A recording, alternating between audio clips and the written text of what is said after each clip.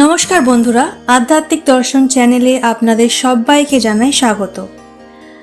আপনারা সকলেই জানেন সামনে আসতে চলেছে জন্মাষ্টমী, আর তাই আজ আমাদের ভিডিওর বিষয়টি হলো জন্মাষ্টমী নিয়ে।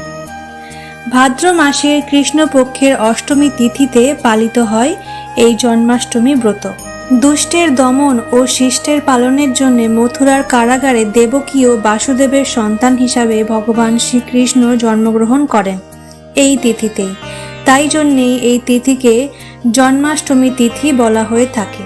পাপ মুক্তি, জাগতিক মঙ্গল ও শান্তি কামনায় ভক্তরা এই তিথিতে নির্জলা উপবাস ও পূজা অর্চনা করে থাকেন। ব্রত পালনের নিয়ম অনুযায়ী জন্মাষ্টমীর দিন উপবাস থেকে মধ্যরাতে শ্রীকৃষ্ণের জন্মলগ্নে পূজা সম্পূর্ণ করতে হয়।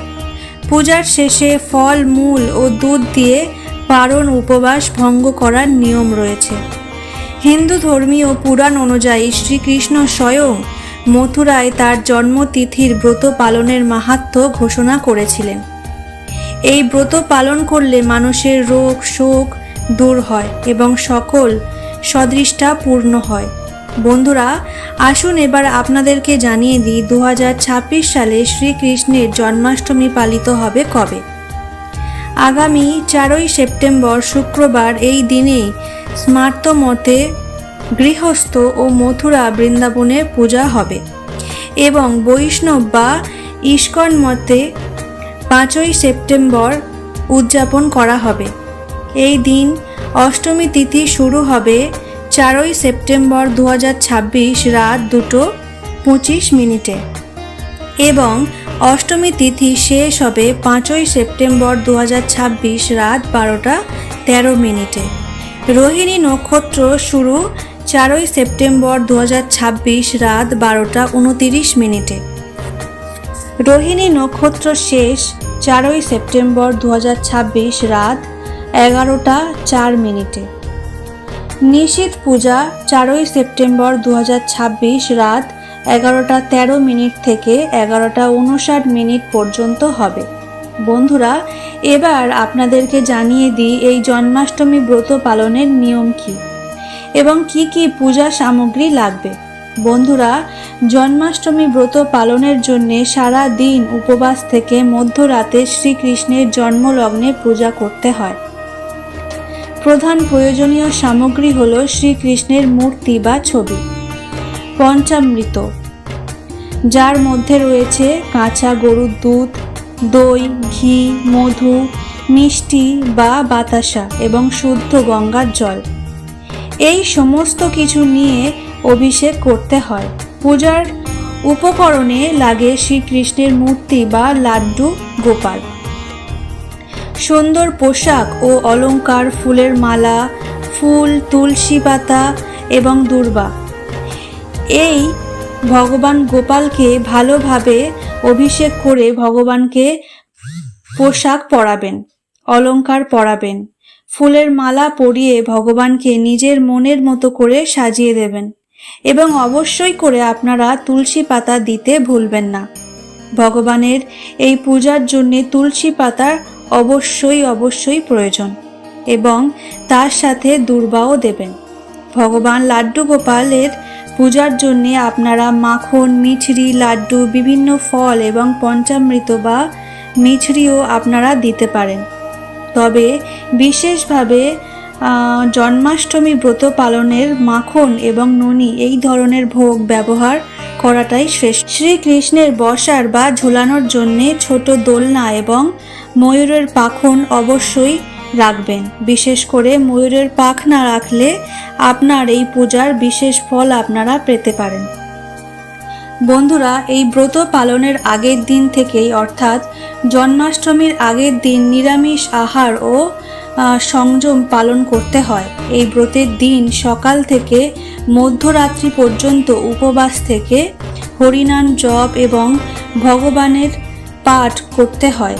এই দিন মধ্যরাতে অর্থাৎ রাত 12টায় শ্রীকৃষ্ণের জন্মলগ্নে শঙ্খধ্বনি এবং মন্ত্রোচ্চারণ করে পঞ্চামৃত ও গঙ্গার জল দিয়ে ভগবান গোপালের অভিষেক করতে হয়।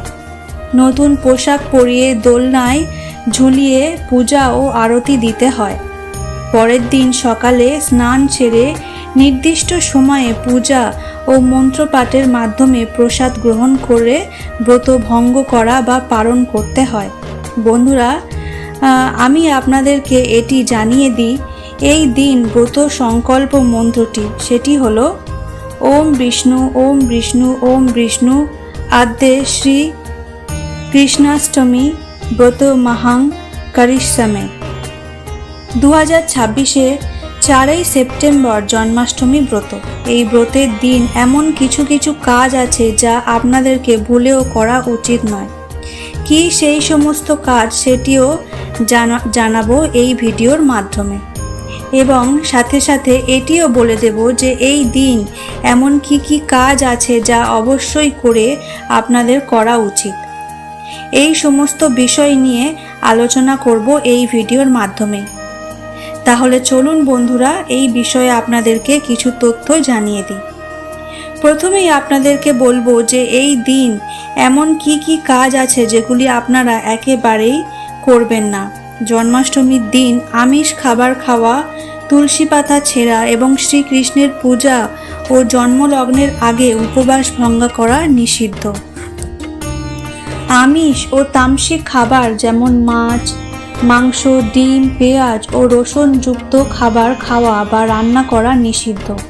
তাছাড়াও চাল বা শস্য গ্রহণ করাও এই দিন একেবারেই উচিত না। হ্যাঁ বন্ধুরা, ব্রত না রাখলেও এই দিন চাল বা ধান জাতীয় খাদ্য গ্রহণ করা উচিত নয়। বন্ধুরা, অনেক সময়ই আমাদের সাংসারিক জীবনে অনেক অসুবিধার কারণে আপনারা অনেকেই হয়তো এই জন্মাষ্টমী ব্রত পালন করতে পারেন না। তবুও বন্ধুরা, আপনারা যদি ব্রত নাও করেন তবুও এই নিয়মগুলি কিন্তু অবশ্যই পালন করে চলবে। এই দিন তুলসী পাতা ছিঁড়বেন না। এই পবিত্র দিনে গাছ থেকে নতুন করে তুলসী পাতা ছিঁড়তে নেই। আগের দিন তুলে তা সংগ্রহ করে রাখা উচিত। এবং আপনি যদি জন্মাষ্টমীর ব্রত পালন করেন তাহলে এই দিন যে তুলসী পাতাটি আপনারা পূজার জন্য ব্যবহার করবেন সেটি যেন ছেঁড়া বা ফাটা না হয়, বা কোনো ধরনের দাগ বা যেন না থাকে। বন্ধুরা, শ্রীকৃষ্ণের প্রিয় গোমাতাকে বা অন্য কোনো প্রাণীকে কষ্ট বা অবমাননা করবেন না। তবে শুধুমাত্র এই জন্মাষ্টমীর দিন বলে না, যে কোনো দিনই গোমাতা বা অন্য কোনো জীব জন্তুকে কষ্ট দেওয়া একেবারেই উচিত না। এতে ভগবান রুষ্ট হন। শ্রীকৃষ্ণের জন্মলগ্নের আগে অর্থাৎ রাত 12টার আগে বা আরতির পূর্বে ব্রত ভঙ্গ করা যায় না। আপনারা অশুদ্ধভাবে থাকবেন না এবং অলসতাও করবেন না। স্নান না করে পূজা করা এবং মনে নেতিবাচক ভাব বা রাগ রাখা একেবারেই উচিত না। বন্ধুরা, এবার আমি আপনাদেরকে বলবো যে জন্মাষ্টমীর দিন কি কি করতে হয়। এই দিন এমন কি কি কাজ আছে যা করা অত্যন্ত ভালো বলে মনে করা হয়।